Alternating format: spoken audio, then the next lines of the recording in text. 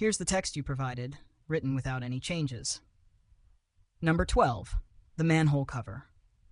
You walk past these every single day. They're just part of the urban wallpaper, a heavy metal lid on the secret world of sewers and utility tunnels. But have you ever really looked at one? The next time you do, notice that almost all of them are perfectly round. Now, this isn't because the engineers had a thing for circles. It's actually a brilliant and slightly terrifying design choice. A round manhole cover can't fall through its own circular opening. Think about it. No matter how you turn it or twist it, the diameter of a circle is always the same. If manhole covers were square or rectangular, you could easily drop one down the hole if you tilted it diagonally. That's because a square's diagonal is longer than its side. And trust me, you do not want a 300-pound metal disc falling into the abyss while some poor utility worker is down there. That round shape is a silent safety net, a little piece of geometry that saves lives in the grimy depths below. It's a design that screams, "I've been waiting for you to notice me," like a vigilant, heavy metal ghost watching over the underworld. Number 11. The Barbie doll. Sure, Barbie is a harmless plastic fashionista with a perfect smile and a crippling shopping addiction. But her origin story is a little less G-rated. Barbie was invented by Ruth Handler, who was inspired by a German doll named Lily. Lily wasn't a toy for children. She was a gag gift for men, based on a comic strip character who was, shall we say, a high-class call girl. Lily was a curvy blonde doll that came with a full wardrobe and was sold in bars and adult novelty shops. Men would buy her as a saucy joke, a kind of three-dimensional pin-up girl. When Ruth Handler saw this doll on a trip to Germany, she had an epiphany. She realized there was a market for a doll with an adult figure that wasn't a baby. So she brought the idea back to America, sanitized Lily's questionable past, and gave birth to Barbie.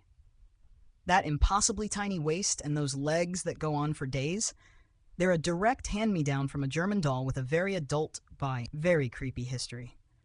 Your childhood toy was originally a man's plaything, and now you can't unsee it. Number 10. The canned laugh track. We've all heard it, that disembodied chorus of chuckles and guffaws that swells up after every punchline in a sitcom. It's so deeply embedded in our TV watching experience that we barely notice it. But the story of the laugh track is a little more cynical than you might think. The invention is credited to a sound engineer named Charlie Douglas in the 1950s. At the time, sitcoms were a new and uncertain medium, and producers were terrified of a silent audience. They worried that without a live crowd's reaction, viewers at home wouldn't know when to laugh. So Douglas, with a mad scientist's touch, created a machine he called the Laugh Box. This was essentially a giant tape deck with a keyboard of buttons, each one playing a different type of laugh. A chuckle, a titter, a roar of belly laughter. He could sit there in the studio like a puppet master of mirth and manipulate a fake audience's reaction in real time. It wasn't about enhancing the show's humor, it was about telling you how to feel. It's an auditory ghost, a phantom audience that's been haunting our favorite shows for decades, tricking us into thinking we're part of a crowd when we're really just alone on the couch. Number 9. The bowling pin. The bowling pin is an iconic shape, a simple yet elegant design that's been at the heart of millions of birthday parties and bad first dates. But its modern form is the result of a dark, boozy history. The game of bowling, in various forms, has been around for centuries, but it used to be a little more chaotic. In America, it was often played in alleys attached to saloons and gambling halls, where people would bet on the outcome. The pins were placed in a triangular formation, which became a problem when an immigrant community in the mid-19th century started playing a game called 9 pins in a straight line, which was used for gambling and banned. To get around this, they simply added a 10th pin and moved the formation into a triangle. The shape of the pins themselves evolved from a bottle-like form to the modern shape, but the game was still a total mess. People would just set the pins up by hand, often getting knocked over by stray balls. It was dangerous and inefficient. The modern 10-pin triangle and the shape of the pins themselves were solidified with the creation of the American Bowling Congress in 1895, which wanted to standardize the game and remove its seedy past. So every time you bowl a strike, you're not just knocking over a bunch of pins. You're knocking over a century of drunken gambling and unsanctioned, shady pin setting. Here's the exact text you provided, written without any changes. Number 8. The emergency stop button. You've probably seen it on a factory machine, a subway car, or a public escalator. It's a big, red, inviting button with emergency stop written on it. You've been told your whole life to push this in case of a problem, but here's a disturbing little secret. Most of the time, the button doesn't do what you think it does. It doesn't instantly and safely halt a machine. Instead, it often starts a series of complex procedures that might make things worse. On an escalator, for instance, the button doesn't just stop the steps, it cuts the power completely. This can cause the stairs to lock up and jerk to a sudden halt, potentially sending people tumbling. On a subway car, hitting the emergency brake can cause a chain reaction of sudden stops, potentially derailing the train. It's designed to be used in a real emergency, not to stop a minor inconvenience. This design is a perfect example of a safety feature that can be more dangerous than the problem it's trying to solve. It's an invitation to chaos disguised as a solution, a friendly red button with a hidden history of making bad situations even worse. Number 7. The fire hydrant. You've probably seen these on every single city block. A squat little iron mushroom that holds the power to save lives and flood entire streets. But their bizarre design isn't an accident. It's a relic of a surprisingly dark and messy past. Before the modern hydrant, firefighters had a much tougher job. They would have to dig down into the street to a water main, a huge wooden pipe, and drill a hole into it to get water. They'd use a special wrench to insert a tube and start pumping. Once they were done, they would plug the hole with a piece of wood and move on. These wooden plugs were a fire hydrant's great-grandparents, the original hydrant, if you will. But here's the creepy part. The locations of all these plugs had to be memorized by the local fire brigade. If a new firefighter came to town, they would have to learn the secret map of the city's underground water supply, or they would be useless in a fire. The modern hydrant we see today, with its specific five-sided nut at the top, was a breakthrough. The five-sided nut, or pentagon nut, was a secret handshake of sorts. It's a specific shape that only city firefighters would have the right wrench for, preventing anyone else from tampering with the water supply. So every time you see a hydrant, you're not just looking at a water spout, you're looking at a piece of secret history, a silent sentry guarding a hidden map of a city's water-based past. Number 6. The slot machine. We think of slot machines as a harmless bit of fun, a chance to get rich with a single pull of a lever. But the original slot machines were not designed for gambling at all. They were designed for bubblegum. That's right. The first slot machines were actually vending machines for chewing gum, with fruit-shaped symbols on the reels that corresponded to the flavors of gum you could win. A cherry, for instance, would get you cherry-flavored gum. The bar symbol that we now associate with a big payday was originally just the logo for the Bell Fruit Gum Company. It was all a clever workaround to sidestep the anti-gambling laws of the time. The machines looked like gambling devices. They sounded like them, and they felt like them. But technically, you weren't gambling. You were just buying gum with a chance to win more gum. It's a classic story of an invention's purpose being completely hijacked. The same design principles that sold bubblegum decades ago are now responsible for one of the most addictive forms of gambling on the planet. The next time you see a slot machine, remember it's a ghost of a vending machine past, a candy-coated Trojan horse for a very adult addiction. Number 5. The Do Not Disturb sign. It's a simple cardboard rectangle that hangs from a doorknob, but it holds an immense amount of power.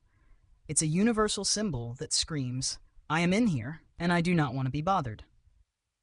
You've used it on vacation to avoid the housekeeping staff, and you've used it at home to keep your family out. But its origin story isn't about wanting a quiet hour to yourself. It's about a creepy and secret history of human privacy, or lack thereof. Back in the Victorian era, privacy was a luxury, especially for travelers. Rooms were often shared, and doors didn't always have locks. The Do Not Disturb sign, in its earliest forms, was a way to communicate a very basic, very modern desire, to simply be left alone. It was a tool to enforce a boundary that didn't exist. But as hotels became more professional and private, the sign's purpose shifted. It became a way for hotel staff to know when to clean a room, a simple communication tool. But a dark side to this seemingly innocent sign emerged. In some older hotels, the presence of a "Do Not Disturb" sign was a silent signal to the staff that the occupant was either asleep, sick, or perhaps no longer with us. It was a macabre indicator, a symbol that could either mean "come back later" or "come back with a master key and a lot of questions." So the next time you hang that little sign on your doorknob, remember that you're not just asking for some alone time.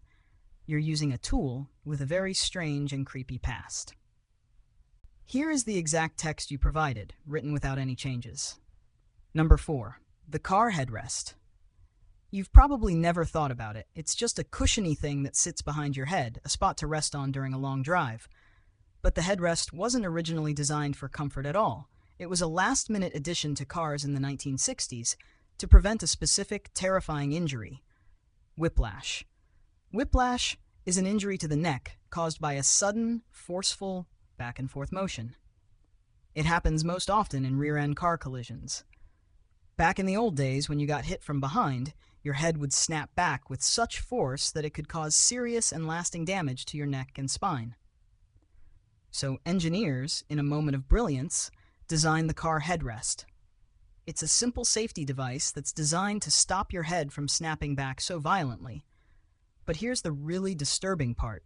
The headrests in most modern cars are actually designed to be completely removable. They have a little button you can press, and they pop right out.